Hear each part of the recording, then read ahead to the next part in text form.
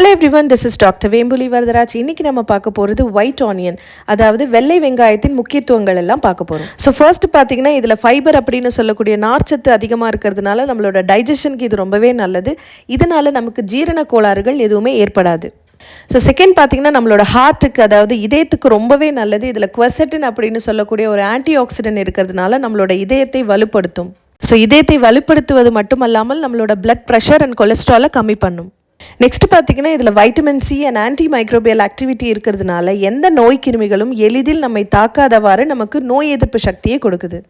Next பார்த்தீங்கன்னா vitamin B6, folate, potassium, iron, calcium, phosphorus, இந்த மாதிரி நம்ம பாடிக்கு தேவையான எசென்ஷியல் மினரல்ஸ் எல்லாமே இதில் அதிக அளவு இருக்குது.